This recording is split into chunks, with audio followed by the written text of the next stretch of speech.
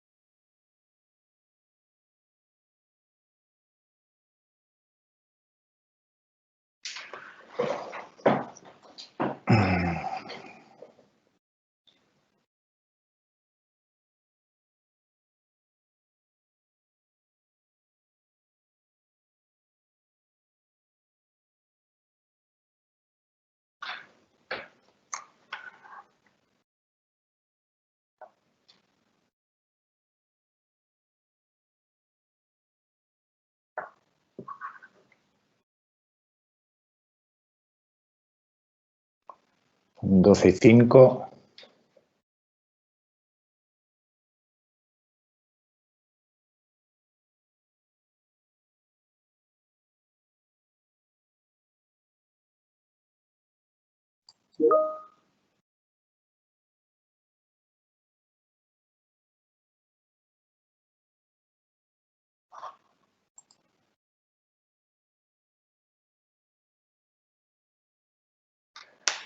Buenos días. Buenos días, no sé si se me escucha. Sí, perfectamente, Carlos.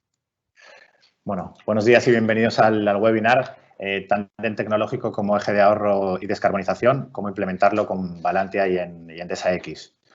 Una webinar en el que Alexis Valero, como responsable de producto de instalaciones térmicas y ESG de Endesa, junto con Fernando Corbo, director comercial de Valantia, nos darán las claves para que las empresas sean más eficientes y sostenibles y, por ende, más competitivas. Si queréis, los asistentes, ir haciendo preguntas, trataremos de ir dando respuesta y, si no, si a la finalización no hemos tenido tiempo, pues de manera ya personalizada, tanto Alexis como Fernando os contactarán por email. Así que vamos a empezar con Alexis. Alexis, se habla mucho de la descarbonización y de las penalizaciones por el uso de los combustibles fósiles. ¿Nos puedes, por favor, explicar qué es la descarbonización y cuál es el marco objetivo de la Unión Europea? Sí, Carlos, es cierto, últimamente siempre oímos hablar de descarbonización en las noticias, en el entorno empresarial, ¿no? Y hay que poner un poco en contexto qué es esto de la descarbonización. Podríamos decir que la descarbonización es un proceso por el cual una economía intensiva en consumo de combustibles fósiles como la nuestra se quiere convertir a otra con bajo consumo de combustible fósil y reducir sus emisiones, ¿no? Hasta alcanzar la huella de carbono cero.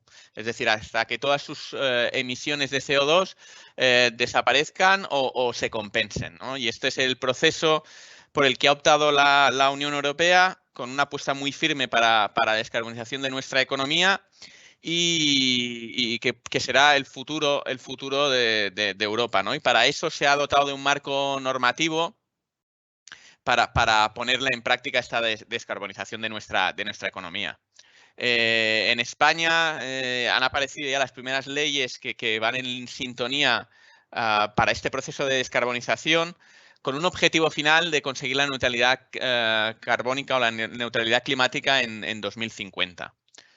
La primera ley que tenemos sobre la mesa es la reciente ley aprobada, la Ley del Cambio Climático y Transición Energética, que se basa mucho en el PNIEC, que comentaremos un poco más adelante, pero básicamente tiene un objetivo que en el 2030 reduzcamos nuestras emisiones de gases de efecto invernadero en un 23% respecto a lo que generábamos en el 1990.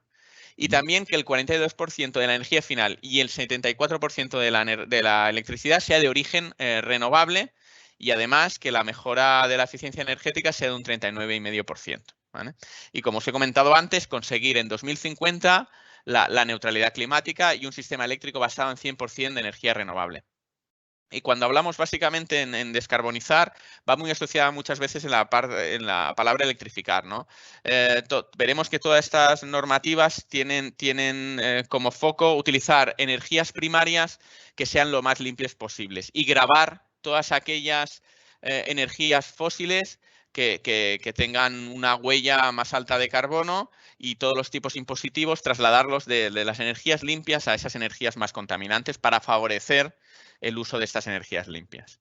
Si vemos y entramos un poco en cómo afecta, es muy amplia la Ley del Cambio Climático y Transición Energética, pero si nos vamos un poco a cómo nos afecta o cómo afecta a las empresas, veremos que hay dos partes de esta ley que tienen especial incidencia. Una, que son todas aquellas empresas que participan en una contratación pública, que obliga a que en sus pliegos se incorporen criterios de reducción de emisiones de efecto invernadero y que haya una trazabilidad de la huella de carbono.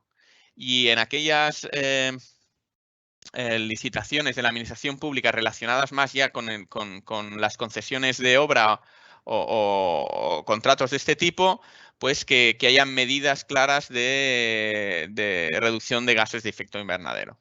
Además, hay la otra parte, que es la huella de carbono en los planes de reducción de emisiones, que el gobierno tiene el plazo de 1 año para establecer qué tipo de empresas deberán calcular y publicar esa huella de carbono. ¿Vale? Y dentro de estas publicaciones, las empresas que resulten obligadas deberán elaborar un plan de reducción de estas emisiones y cuantificar ese plan en ahorros en los próximos 5 años. Además, de forma voluntaria, las emisiones que produzcan pendientes pues podrán ser compensadas.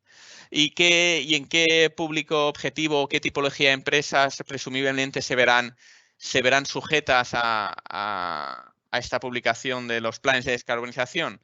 Pues serán las grandes empresas que ocupan al menos 250 personas o que, sin cumplir este requisito de cantidad de empleados, tengan un volumen de negocio que exceda los 50 millones de euros o un balance general que exceda de los 43 millones de euros. Este es el inicio, ¿no?, que se irá trasladando, entendemos, a menores empresas a lo largo de los próximos años.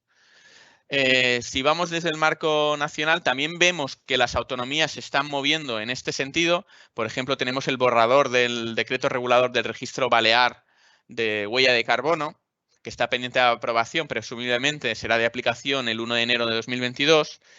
Y lo que nos dice ahí es que se creará un registro balear autonómico de huella de carbono.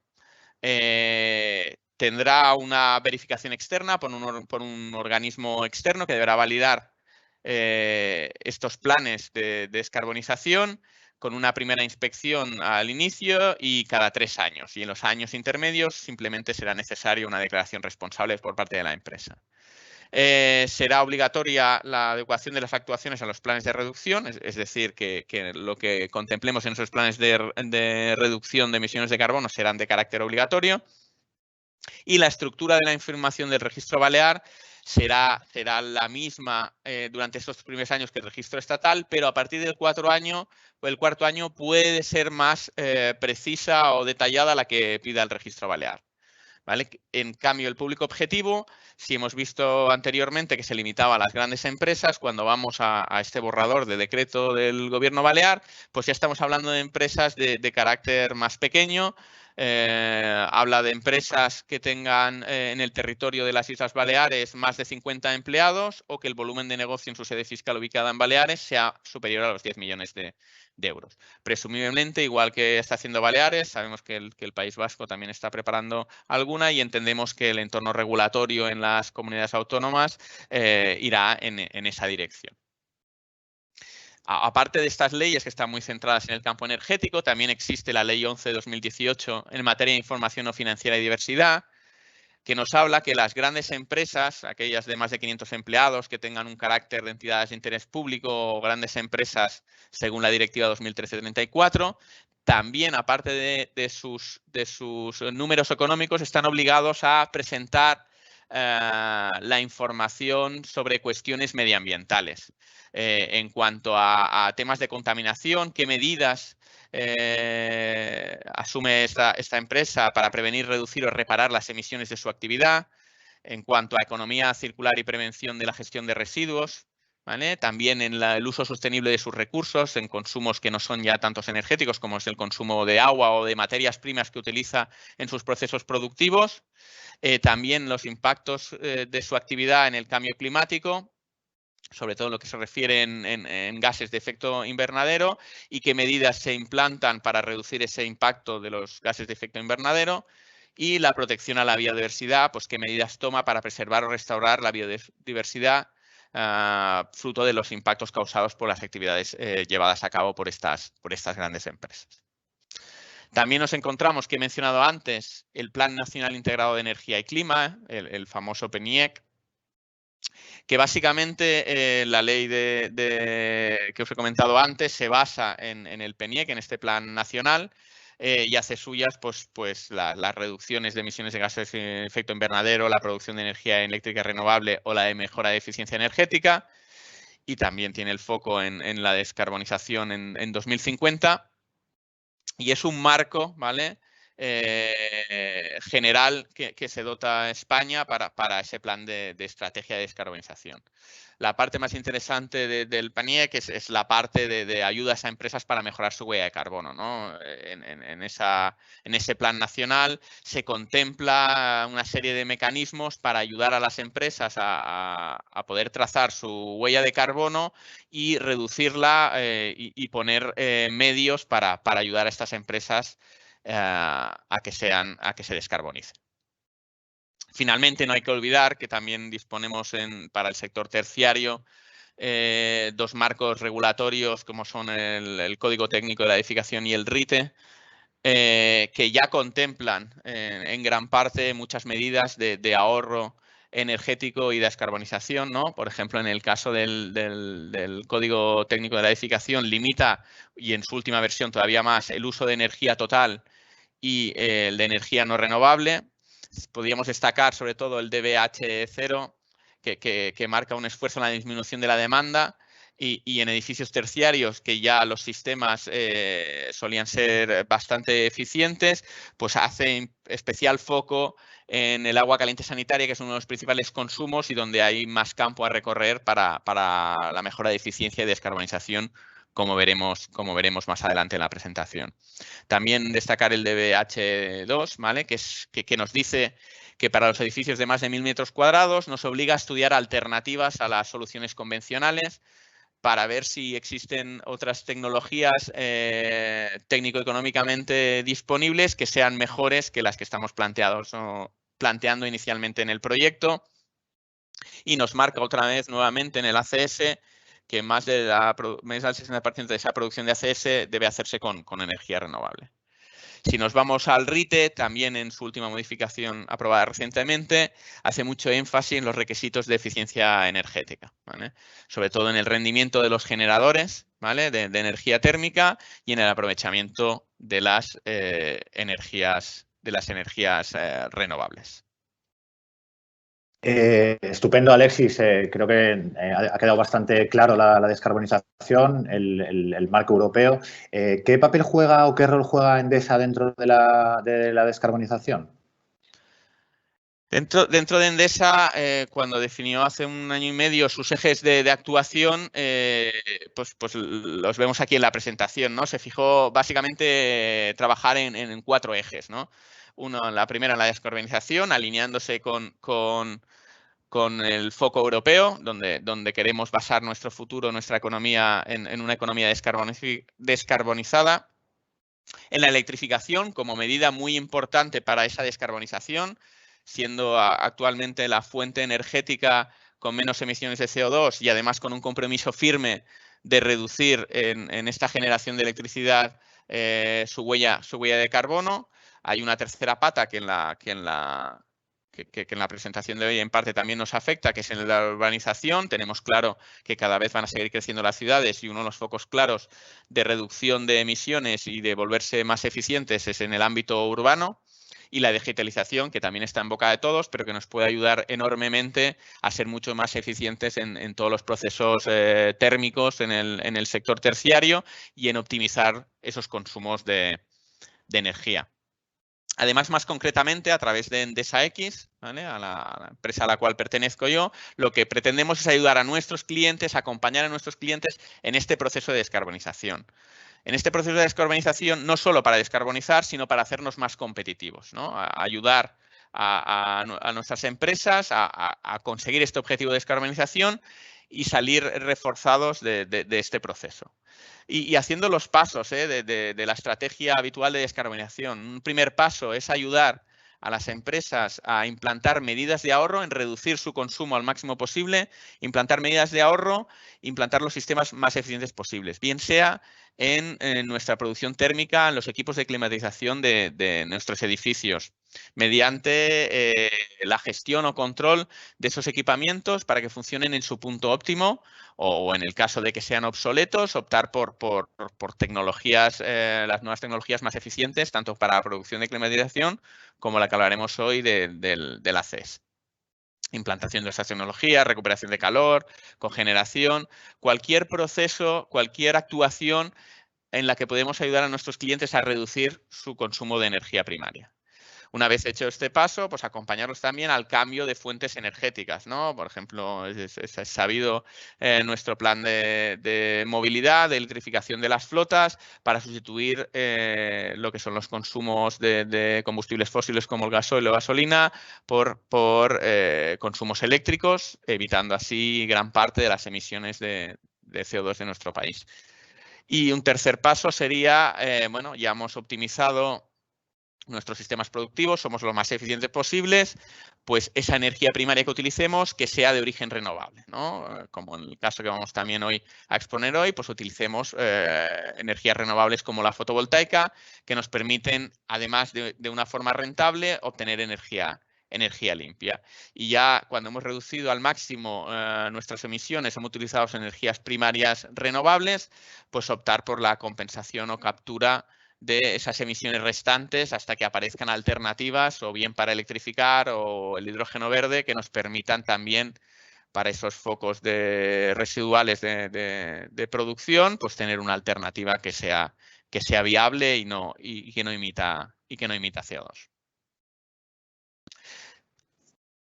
Estupendo. Gracias, Alexis, por explicarnos la descarbonización. Desde luego, Endesa juega un papel importante para conseguirlo y tenéis una estrategia no exenta de esfuerzo, pero bueno, que tiene todo el sentido. Fernando, buenos días. Alexis ya nos ha explicado un poco, nos ha puesto en contexto todo el tema de la descarbonización. Ahora me gustaría que nos pudieses explicar cómo encaja todo esto a la hora de descarbonizar edificios en edificios terciarios.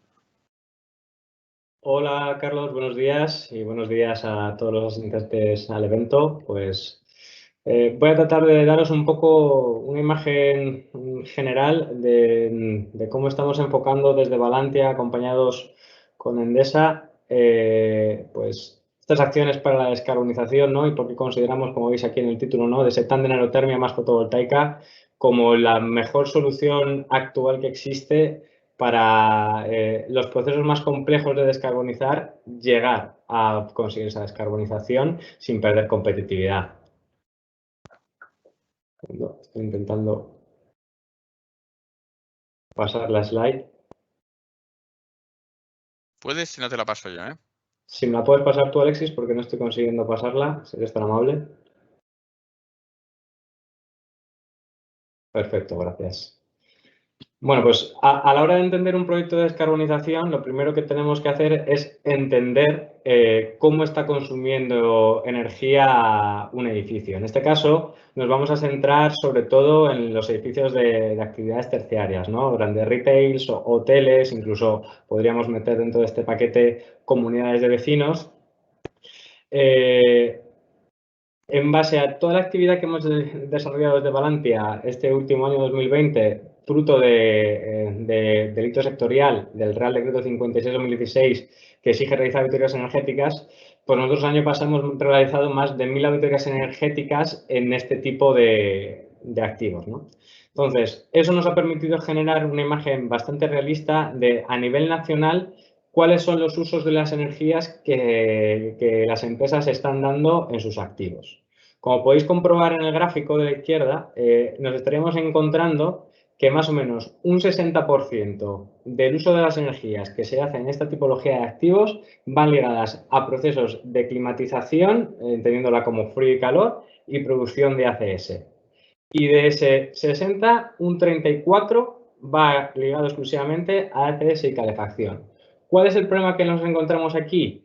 Que estos procesos, actualmente por las tecnologías que están más implementadas en nuestro país, se basan en la quema de combustible fósil, que es una de, pese a que ahora mismo es una de las medidas más implementadas, desde la perspectiva de la descarbonización es el peor uso que se le puede hacer o la peor manera de generar esa energía si lo que queremos es descarbonizar. Como podéis ver en el gráfico de la derecha, lo que nos estamos encontrando ahora mismo a nivel nacional es que en los procesos de calefacción y ACS, el 60% de esa producción depende de combustibles fósiles, de gas natural, gasoil u otros. Y muy poca parte, solo el restante, un 14% restante, depende de la electricidad.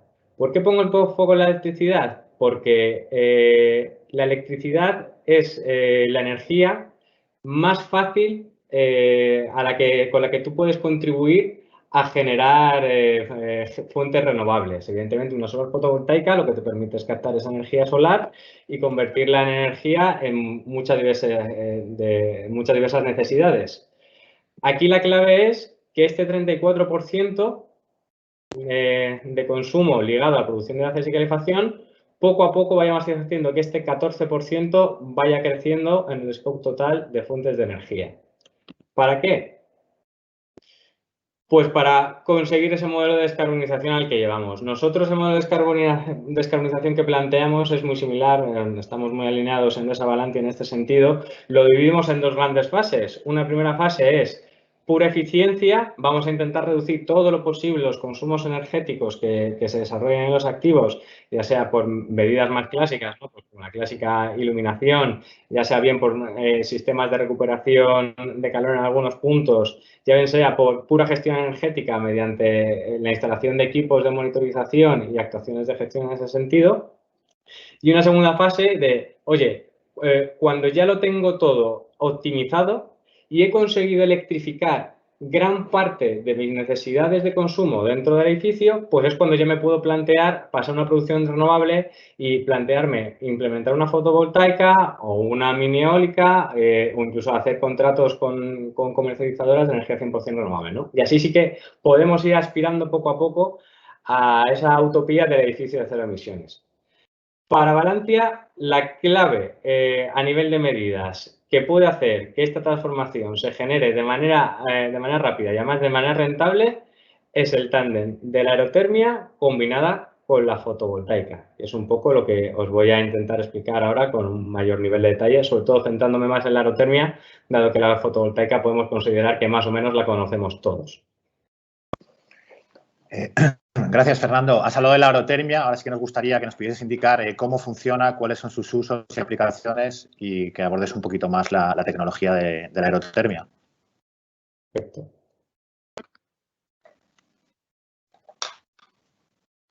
Alexis, si me puedes pasar la página, por favor, que no estoy consiguiendo yo. Perfecto, gracias. Te lo agradezco.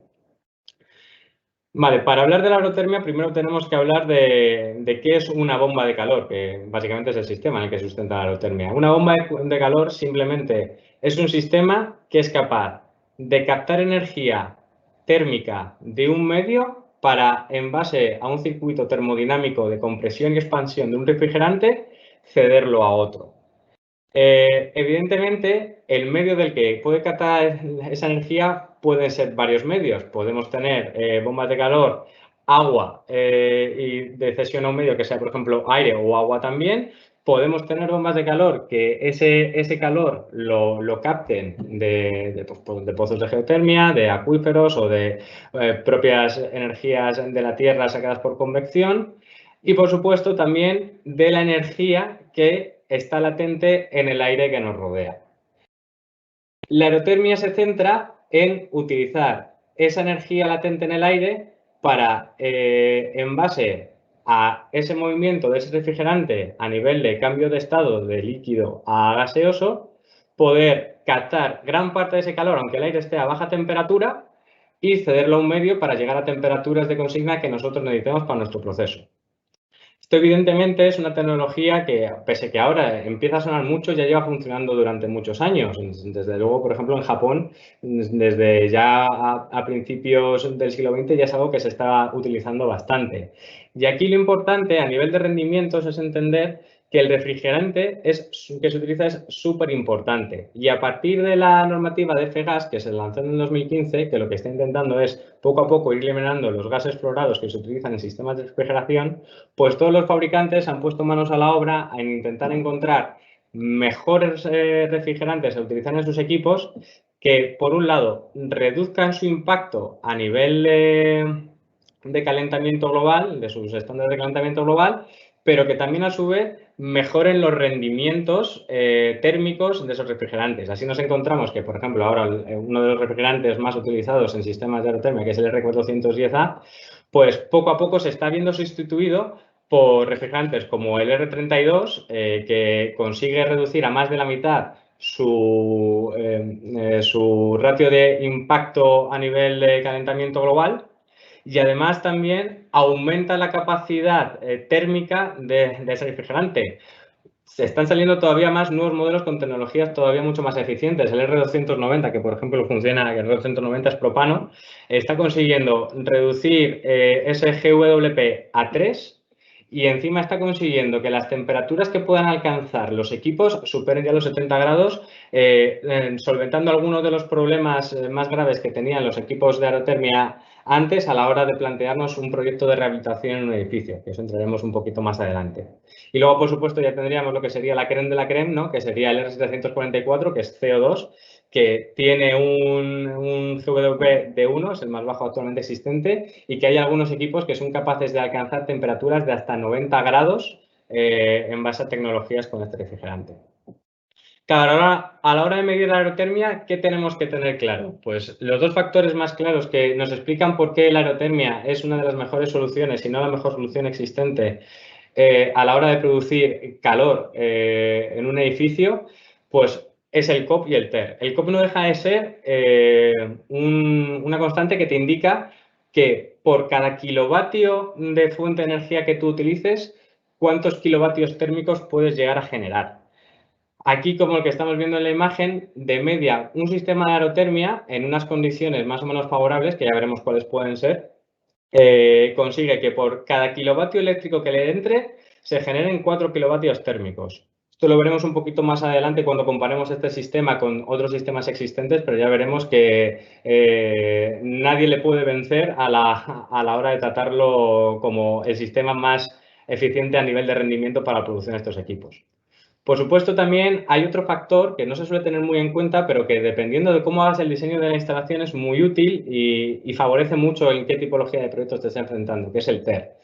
El Technical Efficiency Ratio, lo que te permite, el Total Efficiency Ratio, perdón, lo que te permite es saber en un equipo polivalente, es decir, en equipos de bomba de calor que son capaces de generarte frío y calor al mismo tiempo, ¿cuál es ese ratio de kilovatios térmicos que está produciendo en ambos sentidos? Esto nos permite que, por ejemplo, en instalaciones en las que nosotros estemos usando la climatización en verano en una zona cálida, pero que tendremos que llenar los tanques de ACS, pues nos permite generar en simultáneo ese frío que está demandando el sistema más el ACS que vamos a necesitar. ¿Cuál es una de las grandes problemáticas a los que se suele enfrentar la aerotermia, ¿no? A la hora de que cuando se presenta a los clientes? Bueno, pues siempre se suele tener esa duda, ¿no? Pero claro, ¿y esto funciona a temperaturas bajas? ¿Qué pasa si baja a temperaturas bajas?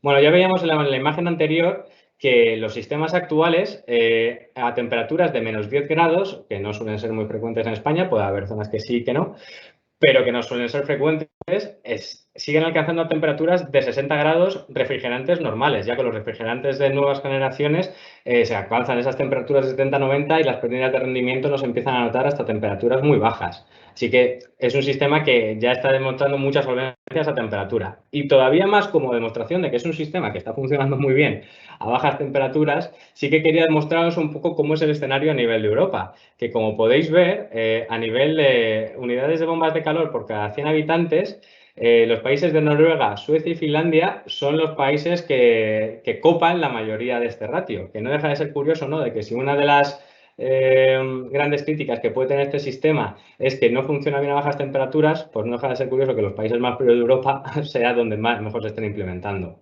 Luego, por supuesto, también a la derecha, y esto también como curiosidad, ¿no? Aquí tenéis un poco un mapeado de premios que se otorgan a los mejores proyectos a nivel de bomba de calor, pues no deja de ser un poco triste que, teniendo en cuenta de que en España tenemos de las mejores condiciones existentes para que este sistema sea óptimo, pues tengamos tan pocos casos de éxito y, sin embargo, en el norte de Europa se estén implementando tanto. Tenemos que intentar mejorar poco a poco que todas estas manchitas verdes se vayan generando, vayan ocupando todo el espacio de la península.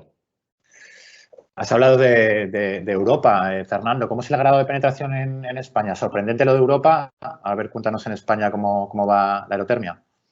Bueno, pues en España justamente este año el IDAE ha conseguido sacar una estadística que desde 2015 nos puede mostrar cuál ha sido el crecimiento que está experimentando las soluciones de bomba de calor a nivel de planta y a nivel de instalación de planta y otras series de variables como pueden ser pues, potencia térmica instalada, etcétera, ¿no?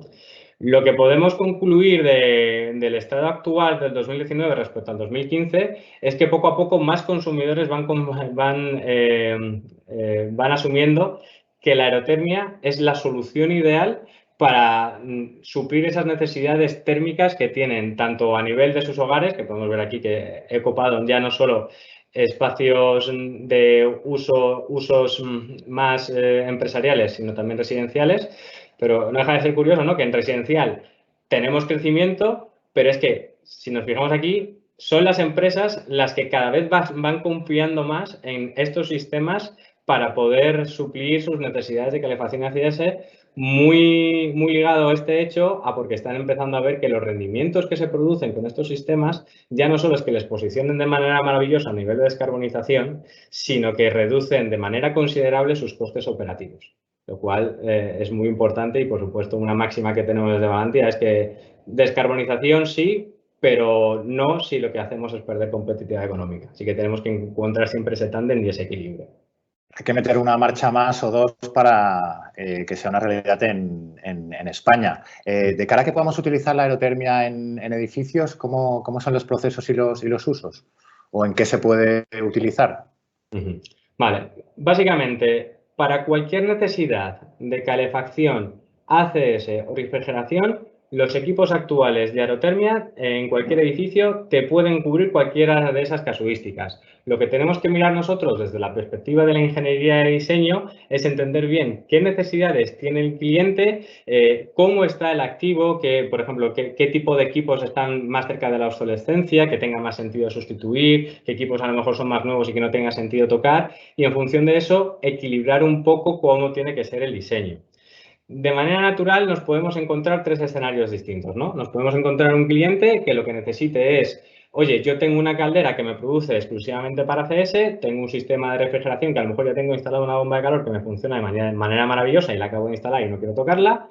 Bueno, pues existen soluciones que se centran exclusivamente en la generación de calor para CS en base a esos sistemas de bombas de calor. Como ya comentaba antes, ya existen equipos que te permiten hasta cubrir un 90% de esa CS, lo más normal en acumulación, en tanques de acumulación es estar a 60 grados, así que nos permite perfectamente cubrir esa cobertura.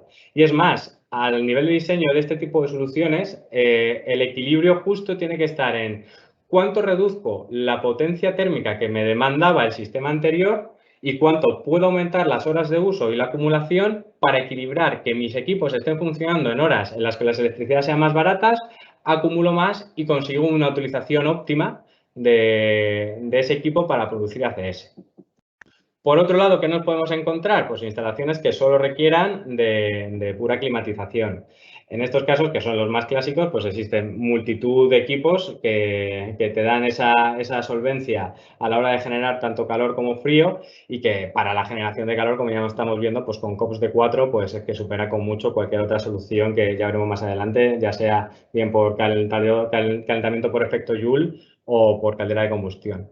Y luego, por último, que es el escenario más complicado, pero también el que cuando se presenta mejores resultados da, es cuando se pueden llegar a combinar equipos de aerotermia para la producción de ACS y para la climatización. Ahí es cuando se nos permite jugar con distintas tipologías de instalaciones, cuando podemos hablar de equipos polivalentes para la producción del frío y del calor, de aprovechar ese calor que se genera en verano, pues que estos equipos suelen generar 45 grados, introducir un booster que funcione agua para aumentar esa temperatura de 45 y llevarlo a 60 en acumulación.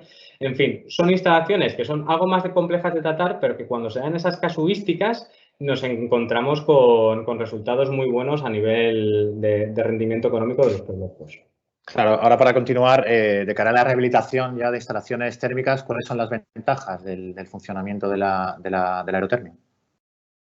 Pues a nivel de ventajas nos encontramos más o menos 4. Yo diría, la primera, por supuesto, lo que venimos hablando hasta ahora, un uso más eficiente de la energía que lo que representa es un menor coste operativo. En comparativa con otros sistemas actuales de generación de calor para ACS o para calefacción, pues nos encontramos equipos que funcionan a efecto Joule, tipo termoeléctrico, que por cada kilovatio eléctrico que está utilizando te genera un kilovatio térmico. Vale, está bien, es algo que tenemos.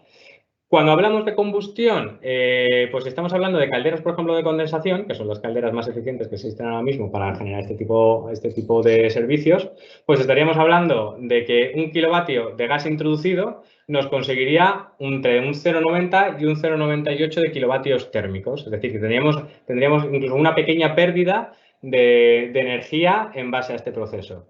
Sin embargo, cuando nos estamos enfrentando a un sistema de aerotermia, lo que nos encontramos es que por cada kilovatio eléctrico que estamos introduciendo en el sistema, conseguimos 4 kilovatios térmicos, lo que mejora en un 400% el rendimiento de todas las otras soluciones que hay. Y a todo esto hay que tener en cuenta una cosa. Alexis estaba ya comentando antes de cómo está toda la normativa a nivel europeo y de cómo se presentan los escenarios futuros de descarbonización. Lo que va a ser evidente es que poco a poco se va a ir penalizando el consumo de CO, el consumo de gas natural, gasoil y otros combustibles que emitan esas emisiones de CO2. Entonces, eso poco a poco va a hacer que la competitividad del precio de la electricidad, que siempre es un poco más caro, pues vaya subiendo los precios de esos combustibles y poco a poco se vayan acercando. Entonces, ya no solo consigamos que el sistema ahorre porque la electricidad, porque el sistema de aerotermia tiene mayor rendimiento, sino porque poco a poco los precios de los combustibles fósiles y de la propia electricidad se irán acercando cada vez más. Así que aumentará a futuro la rentabilidad de estos proyectos. Por otro lado, en una priorización que es importante, pues antes Alexis lo comentaba, ¿no? O sea, estábamos hablando de que ahora hay exigencias de hasta el 70% de producción renovable para la producción de ACS. Bueno, la aerotermia ya está considerada una energía de origen renovable. Simplemente tenemos que velar porque a nivel del rendimiento del equipo, de ese COP que estuviéramos hablando, cumpliera ciertos mínimos. Aquí estamos hablando pues en torno a 2,5 o 2,3 SCOP, que es una alteración del ratio del COP. Pero bueno, como ya me estaba viendo antes, es que la mayoría de los equipos funcionan perfectamente por encima de los 3,5 de los 4. Entonces, va a ser rara la casuística a nivel nacional en que nos vayamos a encontrar en algún escenario en que con una aerotermia no cubramos ya las especificaciones requeridas por el RITE y el código técnico para cubrir esa solvencia de energía renovable. Luego, a nivel un poco más global, ¿no? De comparativa de cómo son los proyectos a la hora de ejecutar un proyecto de aerotermia, pues son bastante sencillos de instalar. Cuando estamos hablando de una sala de calderas que tiene que tener una adecuación a RITE, que tiene que tener una ubicación muy puntual, que tiene que tener unas ventilaciones, etcétera, bueno, todas estas problemáticas, en mayor o menor medida, con un sistema de aerotermia te las puedes ahorrar y te las puedes quitar. Una aerotermia la puedes poner tanto en una cubierta como en una zona interna, alternar entre equipos externos y equipos internos. Te da mucha versatilidad a la hora de plantearte cómo instalar estos proyectos. Además, no solo si planteamos el proyecto de manera integral, no vamos a necesitar tampoco el hacer grandes cambios, evidentemente dependerá de cada proyecto y cómo te encuentres en el circuito primario y secundario de distribución, ¿no? de los distintos servicios de ACS, calefacción y frío. Pero lo más normal es que si esos servicios esos conductos están bien mantenidos, tú los puedas reutilizar y que no se te tenga que disparar el presupuesto de inversión a grandes cifras para toquetear todas estas partes.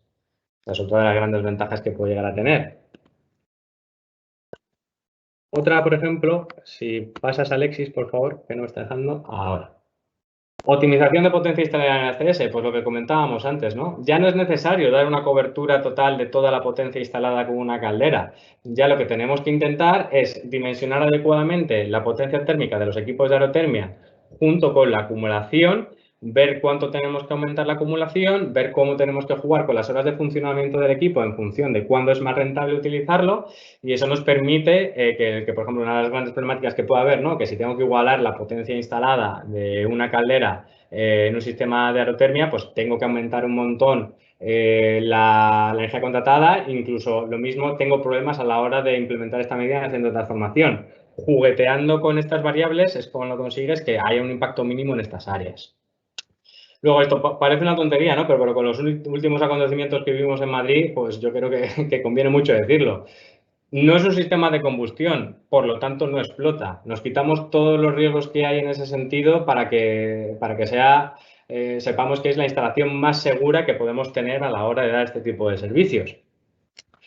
Esta casuística también se puede dar, es muy interesante. Muchos de nuestros clientes pues tienen tienen equipos que funcionan en base a, por ejemplo, propano o gasoil, que tienen tanques soterrados en los que tienen que ir un camión y rellenar ese tanque. ¿Qué pasa si por algún motivo climatológico o por cualquier otra circunstancia ese tanque no llega? Pues que nos quedamos sin servicio. Con la aerotermia esto no pasa porque estamos conectados a corriente eléctrica y se acabó. Y luego, por supuesto, otra variable muy a tener en cuenta es que es muy fácil y muy barato de mantener. Ya no estamos hablando de todas las exigencias a nivel de técnico-legales que te están pidiendo la normativa para hacer un mantenimiento de estas calderas por la peligrosidad que entrañan, sino que estamos hablando ya de mantenimientos mucho más ligados a los que pueden ser de enfriadoras tradicionales, que como saben los que se dedican a esto, pues es mucho más fácil de mantener y mucho más barato. Y por último, pero no menos importante, está la parte de que es una tecnología subvencionable. Actualmente el PRE para rehabilitación de edificios da hasta un 35% de dotación, de subvención a proyectos de aerotermia.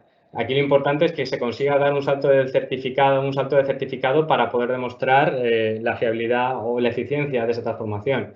Pero para lo más normal, teniendo en cuenta que más o menos el 80% de los certificados energéticos actualmente emitidos en España son G, E o F. Si estás en cualquiera de estas tres circunstancias, lo más normal es que con una aerotermia ya des un salto no solo de una, sino inclusive de dos categorías de letra en función de lo que se pueda llegar a conseguir.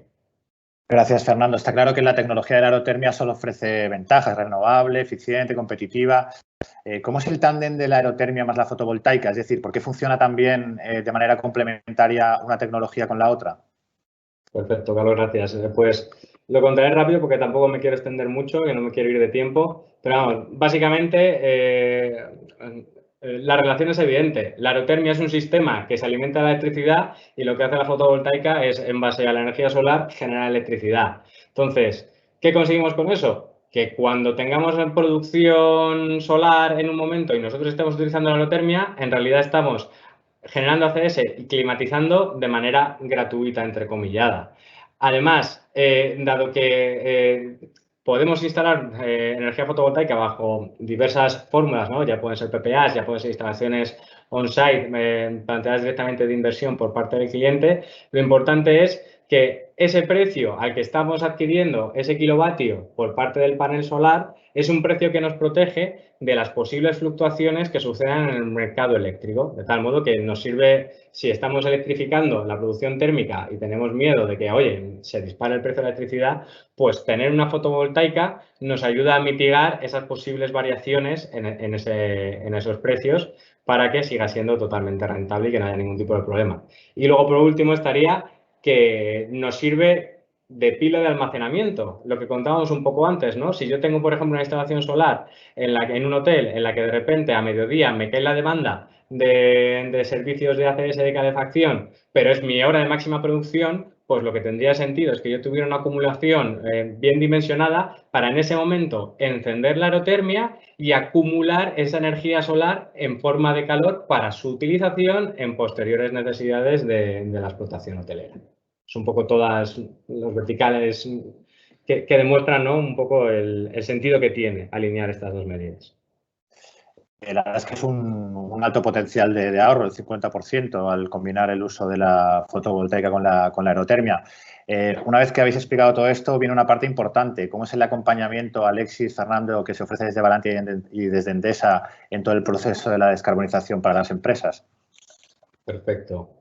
Aquí el objetivo que buscamos, tanto Valantia como Endesa, es que tanto los propietarios como el promotor del proyecto tenga una tranquilidad total de que va a haber una cobertura end-to-end a todas las necesidades que vaya a haber en el proyecto, ¿vale? En este sentido, nuestra forma de trabajar es muy sencilla. Nosotros empezamos con una primera fase de diagnóstico de los activos, que ya puede ser por una primera visita más o menos alzada en la que veamos todas las posibilidades que pueden llegar a existir de múltiples medidas, no solamente una fotovoltaica, se pueden encontrar otras actuaciones que tengan sentido, pero en otros años quizás no sea ni necesario visitar. Si disponemos ya de auditorías energéticas del Real Decreto o incluso disponemos de due diligence, podemos aprovechar ya esa información en oficina técnica, digerir e ir planteando presupuestos alzados de lo que podría llegar a ser el proyecto definitivo para que el cliente pues, tenga esa visión general. Luego, si ese cliente ya no se quiere centrar solo en un activo, sino que, oye, yo lo que necesito es planificar un plan de descarbonización a medio y largo plazo, saber bien qué presupuestos tengo que contar, cómo acometer esas inversiones, pues bueno, ahí también ayudamos a la generación de ese plan de descarbonización, en ese cálculo de huella de CO2 y a esa planificación en el largo plazo de cómo se tienen que ir acometiendo cada uno de los proyectos. En el momento en el que el cliente ya tiene claro qué es lo que quiere hacer, tenemos claro los presupuestos alzados, pues metemos la carne en el asador. Cuando ya vamos con el equipo técnico bien cualificado a los edificios, hacemos las mediciones necesarias de las actuaciones que se hayan consolidado válidas para el cliente, se hace el proyecto de diseño y se empiezan a cerrar los presupuestos, las bases presupuestarias sobre las que posteriormente se hará una licitación.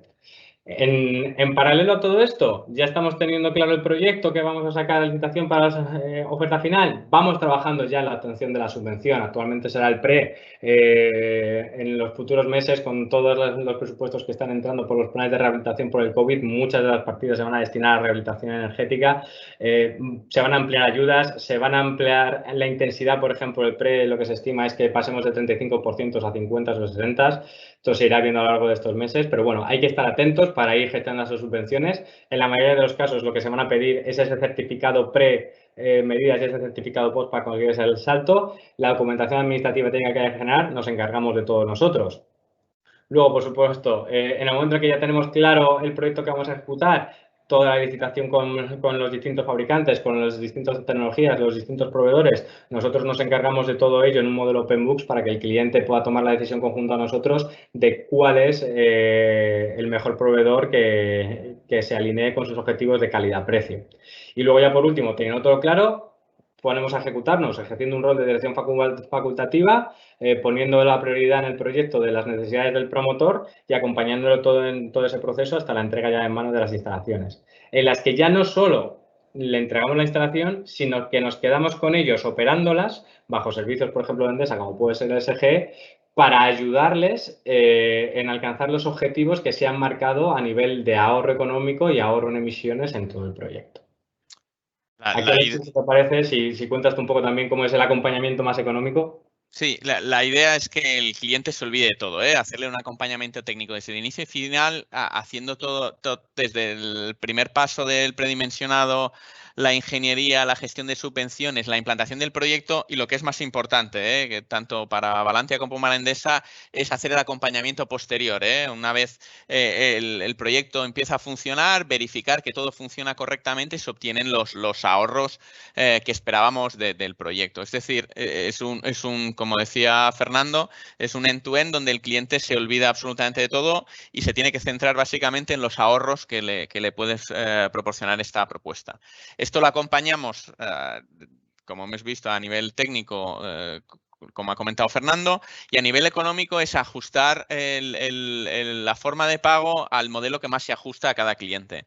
Desde una versión de venta al contado, donde hacemos todo el proyecto y se lo vendemos al contado al cliente, pero fórmulas más imaginativas, donde intentamos acompasar los ahorros que ofrecen este tipo de proyectos con los pagos del cliente, bien sea con una financiación propia de Endesa hasta 12 meses o buscando financiación externa a través de acuerdos que tenemos con bancos hasta 120 meses e incorporando todos aquellos servicios que hemos comentado, de acompañamiento posterior al cliente, bien sea vía el mantenimiento de las instalaciones o bien sea los servicios de gestión energética, donde podemos monitorizar que estamos obteniendo los ahorros que esperábamos. O incluso en proyectos de más de 150.000 euros, donde Endesa puede hacer la inversión en esos activos y acompasar los ahorros con los pagos del cliente en una fórmula de renting, también acompañada con este servicio de acompañamiento posterior, de mantenimiento y gestión energética. De forma que el cliente se olvida absolutamente de todo y puede obtener ahorros desde el primer día sin hacer ningún tipo de inversión en este caso. Y yo creo que Fernando, ¿no? Lo que sería interesante también esto que hemos hablado así tan en genérico de la aerotermia, de las bondades de la aerotermia y el tándem con la fotovoltaica, aterrizarlo en algún proyecto real para que veamos números. Perfecto. Pues mirad, aquí sí que lo que hemos querido preparados es pues lo que consideraríamos uno de los escenarios más retantes a los que nos hemos enfrentado desde Valantia, pero también uno de los más exitosos a la hora de implementar una solución de aerotermia con fotovoltaica con ese objetivo de descarbonizar. Estamos hablando de un activo de 4 hotelero, de 4 estrellas, situado en Alicante, de en torno a unas 400 habitaciones, en las que, si me puedes pasar la slide, por favor, gracias. En las que había una alta demanda para la producción de ACS y, evidentemente, por su localización geográfica, a nivel de servicio había un uso muy intensivo de los equipos de climatización para la refrigeración de las estancias. Aquí, en este proyecto, no solo hablamos exclusivamente de las soluciones de aerotermia y de fotovoltaica, se detectaron otras soluciones, pero sí que voy a poner el foco más técnico en explicar estas dos partes, ¿no? Si me puedes pasar la slide, Alexis, por favor. Gracias. La anterior, por favor. Gracias, perfecto.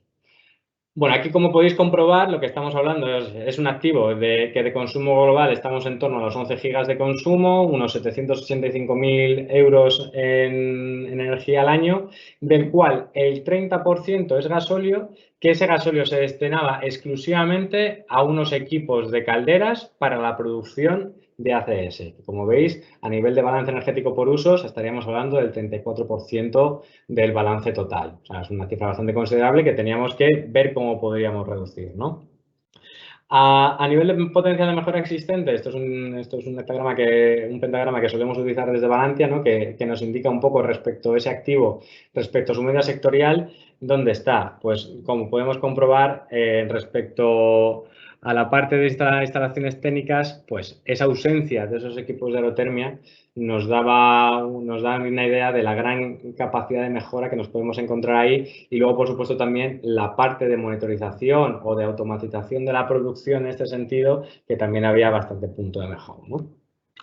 Entonces, en este sentido, Valantia acudió, se hizo un primer planteamiento y de ese primer planteamiento ya cerramos un proyecto definitivo en el que podemos encontrar todas las baterías de medidas que estáis viendo aquí, destacando por el tema del que estamos hablando hoy, pues esta solución de caldera, de sustitución de las calderas por equipos de bomba de calor de alta temperatura, desificando las zonas de producción, en las que con un presupuesto de 900.000 euros, ahí ya está incluido no solo los equipos, sino todas las instalaciones complementarias que se tuvieron que realizar para poder ejecutar esos equipos, pues estuvieran consiguiendo ahorros de en torno a 200.000 euros con un PRS de 4,4 años, que es uno de los proyectos dentro de su complejidad más favorables que hemos llegado a obtener. Por supuesto, en instalación fotovoltaica lo mismo. Aquí los números quizá en comparativa no son un poco menos impresionantes, pero sí que lo que se hizo fue tratar de aprovechar el máximo espacio posible de todas las cubiertas del edificio para que en base a eso dotar de mayor servicio a los equipos de aerotermia y de climatización en base a esa energía captada por el sol, ¿no? Entonces, simplemente aquí para que veáis un poco más técnicamente, desde Valantia que hicimos, pues cogimos esas calderas que actualmente no existían, que eran calderas de 2002, la verdad es que eran calderas que ya estaban un poco mal mantenidas, había costes recurrentes por mantenimientos correctivos todos los años bastante abultados. Entonces, bueno, se analizaron esos sistemas, se analizó la demanda de ACS del activo en comparativa con los consumos de gasoil para saber exactamente si el sistema estaba bien dimensionado y que no hubiera problemas a la hora de introducir nuevos equipos y cómo podíamos ajustar esa potencia. Y finalmente se llegó a la ejecución de un sistema de bomba de calor polivalente, como ya os comentaba en algunas diapositivas anteriores, que nos permitía en las épocas estivales generar frío a la vez que estábamos generando calor a 45 grados y con un booster de alta temperatura llegar esa acumulación en torno a los 60 grados y poder dar servicio al hotel. Esto nos llevó a conseguir ahorros simplemente por enfrentamiento de, oye, lo que me está subiendo el consumo eléctrico versus lo que estoy consiguiendo bajar el consumo de gasoil de en torno a 150.000 euros, pero es que no nos podíamos quitar el hecho de que eliminando esas calderas ya de repente la empresa iba a poder quitarse hasta 50.000 euros de costes recurrentes por mantenimientos correctivos, llegando a estos casi 200, bueno, estos más de 200.000 euros de ahorros anuales que ya se están consiguiendo en este activo, ¿vale? Luego, por la parte de fotovoltaica, pues por supuesto, aquí como ya os comentaba, pues tuvo que ser un proyecto por las características arquitectónicas del edificio, pues que no había suficiente espacio para ampliar mucho más la planta, porque se decidió hacer una planta on-site, no nos habló de plantas off-site. Y en ese sentido, pues bueno, se dimensionó como para conseguir esos 155.000 kilovatios de energía y esas reducciones a nivel de demanda de electricidad combinada con ya habiendo implantado la aerotermia que estáis viendo. Consiguiendo pues eso, esos resultados de más o menos un proyecto de casi de más de 1 millón de euros, pues PRS inferiores a los 6. Sí que me gustaría cerrar esta parte porque, claro, este proyecto, digamos que a nivel de magnitudes es bastante grande y puede estar relativamente alejado de otros escenarios un poco más bajados a tierra de algunos de los oyentes que nos puedan escuchar. Porque tenga el público unas cifras en la cabeza, si estamos hablando, por ejemplo, de comunidades de vecinos, lo más normal es encontrar unos presupuestos que ronden entre los 100, 150.000 euros a la hora de implementar soluciones de estas características. Si estamos hablando de espacios comerciales de gran tamaño, pues algún centro comercial, etcétera, con usos muy ligados exclusivamente a la climatización, podríamos estar en torno a los 150, 250, 300.000 euros. Y si ya hablamos de actividad hotelera, dependiendo de cómo nos encontremos las instalaciones y de cuál tenga que ser la solución, si solo atacamos ACS, atacamos clima o atacamos a ambos, pues rondaremos los 200, 400.000 euros de proyecto. Más o menos todos con un PRS entre los 5 y los 8 años. Muchas gracias, Alexis, Fernando. Y a los asistentes, no sé si queréis añadir alguna cosa más. Me quedo con varios mensajes que he tomado nota, pero el principal es que si hay que hacer un proyecto de descarbonización en el sector terciario, para que salga bien tiene que ser con Valantia y con Endesa X. Así que nada, muchas gracias a los dos, a los asistentes. Si queréis comentar alguna cosa más y si no, damos por finalizado. Tenéis ahí para los asistentes el contacto tanto de Alexis como de Fernando, por si queréis trasladarle alguna cuestión, tanto el email como el teléfono, y están a vuestra disposición para lo que queráis comentar con ellos. Así que nada más, si no queréis comentar alguna cosa más, lo damos por cerrado el webinar. Nada más, muchas gracias, Carlos. Gracias a vosotros, gracias a vosotros. Hasta luego. Adiós, buenos días.